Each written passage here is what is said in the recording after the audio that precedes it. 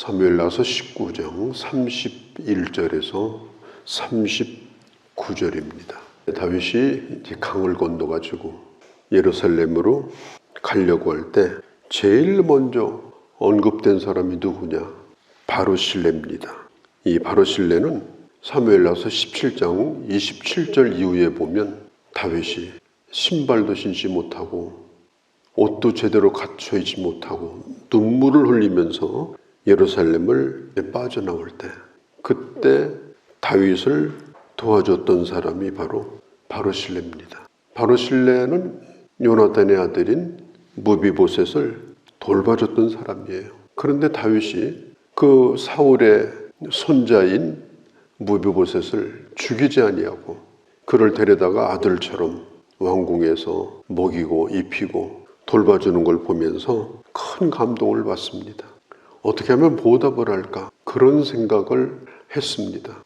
그렇게 하던 차에 다윗이 이런 일을 겪게 돼요. 그래서 이 바르실레가 피난살이 하는데 필요한 모든 것, 이부자리까지, 침상까지 제공을 해줬습니다. 그때 다윗이 정말 힘들 때였거든요.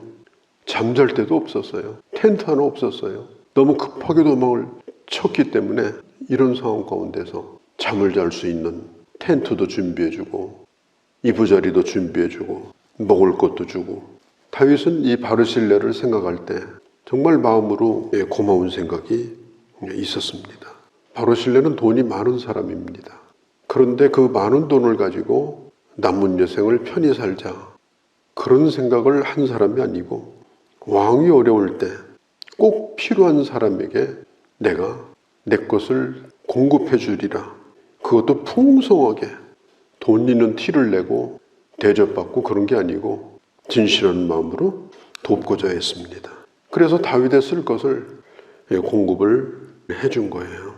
우리가 다른 사람보다 조금이라도 더 가진 게 있다면, 조금이라도 쌓여가는 것이 있다면 우리가 생각할 게 있습니다. 누군가를 위해서 공급해줘야 할 때, 하나님의 필요에 의해서 내가 꼭 써야 할 때, 그때 이것을 주신 이유가 바로 이때를 위함이다. 그 순간까지 가서도 자기 것을 헤아리고 그리고 쌓아둔 것으로 만족하고 산다면 그 인생이 끝날 때 그것이 그에게 무슨 유익이 되고 무슨 자랑이 되겠습니까? 이 다윗이 맨발로 이렇게 도망을 칠 때 다윗은 두고두고 그게 고마웠던 거예요. 잊을 수가 없었어요. 너무나 귀한 선물을 받았기 때문에, 힘들 때 도움을 받았기 때문에. 다윗이 이제까지 만났던 사람들은 전부 정치적인 사람이에요. 비위도 맞춰야 되고 이해관계가 아주 예민해가지고 도움도 받아야 되지만 내가 또 돌봐줘야 되고, 돌봐주는 것이 시원치 않으면 또 달려들고, 이런 사람들만 다윗이 그동안에 만났어요. 자기를 돕는 부하들도 다윗에게 다 거래 관계지 진심으로 다윗을 생각하고 섬긴 사람들이 없었습니다. 다 복잡하고 미묘한 관계예요. 그런 가운데서 다윗이 바르실레를 만난 거예요. 자기 아들까지도 돌아다니면서 백성들의 마음을 다 빼앗아가지고 아버지 자리를 넘봤으니까. 그래서 다윗은 이 사람이라고 하면 아들도 자기한테 가까이 와서 뭐 충성하는 것처럼 하는 사람도 다 지긋지긋하고 진절머리가 나는 거예요. 전부 자기 생각하는 거지 다윗을 위해서 사는 사람들이 없었어요. 그동안까지. 그런데 이 바르실레는 완전히 다른 사람이었습니다. 원하는 게 없었어요. 바라는 게 없었어요. 바르실레가 다윗에게 잘해준 것은 뭘 바래서가 아닙니다. 그냥 준 겁니다. 주어도 아주 풍성하게 줬습니다. 특별히 다윗이 잠자리가 없을 때 이부자리까지 준비해가지고 그 피난길에 그걸 공급해줬을 때 이 다윗은 그 은혜를 잊을 수가 없었던 것입니다. 이 다윗이 이제 강을 건너서 예루살렘으로 돌아오려고 할 때 그때 바르실레가 찾아온 거예요. 왜 찾아왔느냐? 왕을 모시고 함께 강을 건너가려고. 그러나 바르실레는 왕과 함께 예루살렘 성에 입성할 그런 생각이 전혀 없었습니다. 강을 건네드리는 데까지만 내가 할 일이다. 그리고 성에 들어가서 축하 파티하고 한 자리씩 차지하는 건 나하고 상관이 없는 일이다. 그렇게 생각을 한 거예요. 33절에서 37절을 읽어보면 이제 다윗이 얘기하거든요. 바르실레요, 나하고 같이 삽시다. 나하고 같이 예루살렘에 가서 같이 삽시다. 내가 은혜 갚으며 살겠습니다. 내가 잘 모시겠습니다. 그렇게 얘기를 하니까 33절서부터 이 바르실레가 하는 얘기가 내 나이가 80이고 살 날이 얼마 남지 않았습니다. 그리고 내가 지금 뭘 잘 분간할 수 있는 나이가 아닙니다.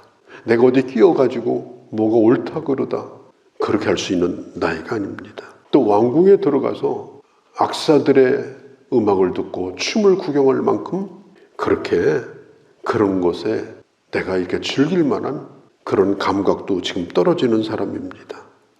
왜 나를 성으로 들어가서 갚으려고 합니까? 바르실레가 묻는 거예요. 왜 나에게 이렇게 갚으려고 하십니까? 내가 여기에 온 것은 왕을 모시고 강을 건너려고 한 것뿐입니다. 청하건대 나를 돌려보내옵소서. 앞으로 나에게 남은 것은 내가 고향으로 들어가서 부모의 묘에 묻히는 것입니다. 그러면서 뭘 부탁을 했는가 하면 37절, 38절에 보면 아마 자기 아들일 거예요. 김함이라는 아들이 있는데 내 아들을 왕께 맡기니 좀 잘 가르쳐서 좀 훌륭한 사람 될 수 있도록 돌봐주십시오.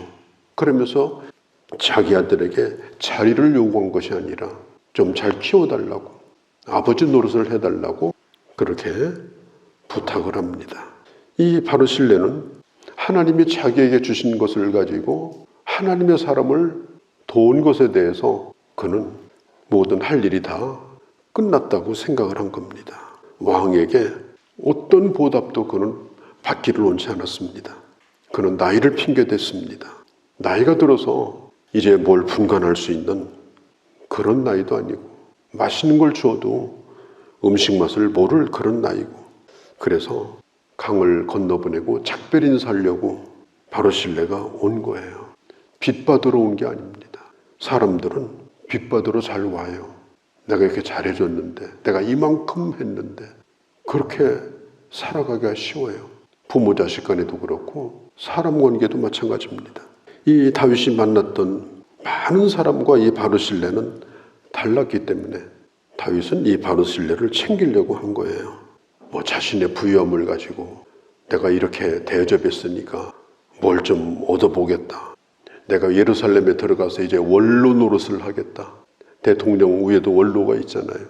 그러면서 가끔 한마디도 해주고 파티에도 가서 맛있는 거 먹고, 그런 야망이 바르실레에게는 눈꼽만큼도 없었습니다.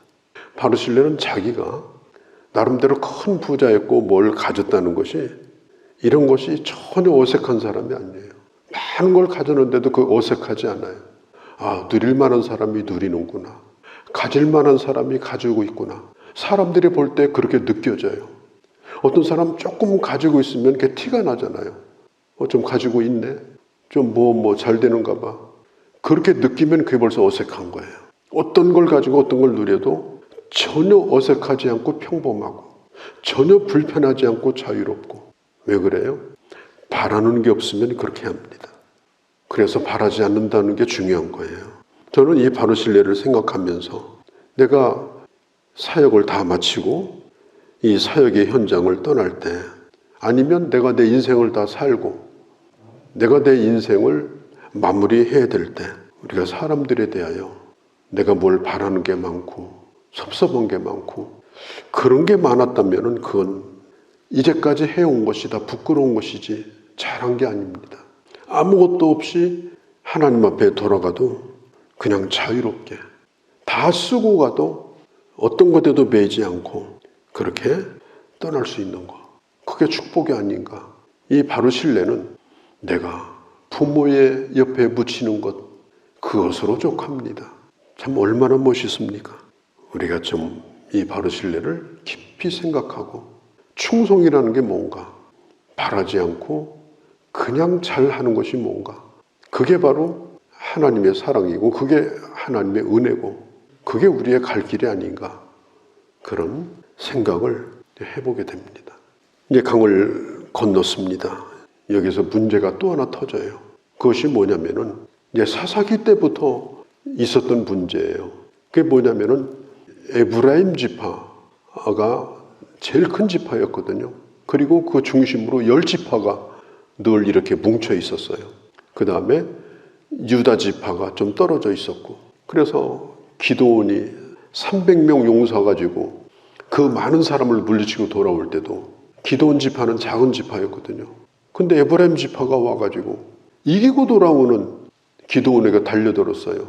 아니, 우리한테 얘기하면 마음껏 도와줄 텐데 그 몇 명 데리고 가서 이기고 돌아왔습니까? 오히려 불쾌하게 생각을 했어요. 자기들이 숫자가 많고 힘이 있는 것은 모든 일에 다 관여를 해가지고 본인들 아니면 일이 안 되는 것처럼 그렇게 하라고 하는 게 아니잖아요. 제가 대전 기독교협회장도 했는데 대전의 교회가 2600교회입니다. 근데 일할 수 있는 교회를 뽑아보면 채 50교회가 안 돼요. 정말 돈 내고 일할 수 있는 교회가 많지 않아요. 대전에도. 그런데 이제 대전의 몇 교회가 상황 노릇을 하는 거예요. 제가 연합회장이 되니까 그 내 옆에서 일을 돕는 사람이, 그래요 목사님, 연합회장 잘하려면 이분들한테 잘 보여야 됩니다. 오라고 하면 오고 가라면 가야 도움받습니다. 제가 한마디로 거절을 했습니다. 대전이 연합해서 잘 되려면 이 상황이 없어져야 된다. 모든 교회가 하나가 돼서 작은 자도 큰 자요, 큰 자도 작은 자요. 그래야 대전이 하나 될 수 있다. 그래서 그 도움을 제가 거절을 했어요. 그리고 많은 사람과 더불어서 함께 일하려고 그렇게 했던 기억이 납니다. 어디든지 가면 우리 빼놓고 일하면 안 될 걸, 내가 안 도와주면 힘들 걸, 그러다가 일이 잘 되면 또 따져요. 왜 나 빼놓고 일했냐고. 어디 가든지 그런 게 있어요. 집에서도 그래요. 일할 때는 빠졌다가 일이 잘 되고 나면 왜 나 안 불렀느냐고. 내가 도와주려고 그랬는데. 그럼 그때 도와주지 왜 이제 와서 그럽니까? 교회도 마찬가지예요.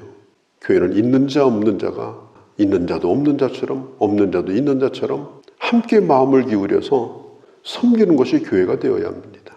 이제 강을 건넜는데 유다 사람들이 다윗을 호위하고 예루살렘으로 들어옵니다. 다윗은 유다 지파예요. 유다 지파는 그렇게 크지 않습니다. 그런데 예루살렘에 있던 10지파 예루살렘 사람들이 다윗을 맞으러 오는데 벌써 유다 사람들이 다윗을 둘러싸고 있어요. 거기서 싸움이 일어났어요. 아니, 당신들이 왜 왕을 호위하고 있느냐? 우리 이스라엘 사람들이 호위를 해야지. 10지파가 숫자로 봐도 10분의 1에 불과한 당신들이, 그러니까 유다 사람들이 아니, 그게 아니고 왕이 우리 같은 친척이기 때문에 우리가 돕는 것뿐이다. 거기까지 했으면 괜찮은데 우리는 작지만 우리는 10살은 목을 할 수가 있다. 또 거기까지 얘기해요. 그래서 치고받고 싸우는 게 40절서부터 43절까지 민망할 정도로 나옵니다. 참 이게 인간의 현실이에요. 서로 주도권 잡고 서로 누구 파냐, 그 사람이 지금 누구에게 속했냐, 이런 거. 그게 무슨 상관이 있어요. 나중에 솔로몬이 왕이 되고 나서요, 이게 그때까지 앙금이 안 풀어져 가지고 솔로몬의 아들인 르호보암이 유다 지파를 중심으로 그때까지도 일을 했어요. 그래서 남유다가 돼버린 거예요. 10지파가 모여가지고 여로보암이 세운 나라가 북이스라엘이 됐어요. 그래서 남북이 갈라진 거예요. 갈라진 대로 계속 같은 민족끼리 또 싸웠어요. 같은 민족끼리 싸우니까 북이스라엘도 망하고 남유다도 망하고. 왕이 돌아오면 누구 편이 어디 있겠습니까? 성씨가 같고 틀린 게 무슨 상관이 있어요? 다 함께 맞이하고 다 함께 이스라엘을 재건을 해야 되는데 이런 싸움을 하고 아직도 해결이 안 된 채로 43절에 보니까 이스라엘 사람의 말보다도 유다 사람의 말이 더 강경하였더라. 우리는 다윗파다 이래가지고. 이것을 보면서 이 바르실레와 얼마나 대조가 됩니까? 자기의 모든 걸 바쳤고 헌신을 했지만 아무것도 바라는 것이 없이 자기 고향으로 돌아갔던 바르실레와 어떻게 하든지 줄을 잘 서가지고 왕의 측근이 돼서 뭘 누려보려고 하고 있는 이 군중들 참 대조가 되지 않습니까? 우리가 어떻게 사는 것이 하나님의 사람으로 잘 살다 가는 것인가?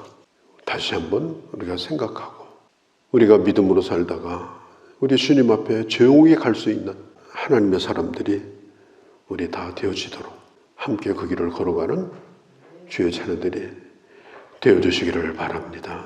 거룩하신 우리 아버지, 오늘 이 나이 드신 80노인이었던 바로실레, 그의 아름다운 헌신과 그의 하나님의 사람됨을 보았습니다.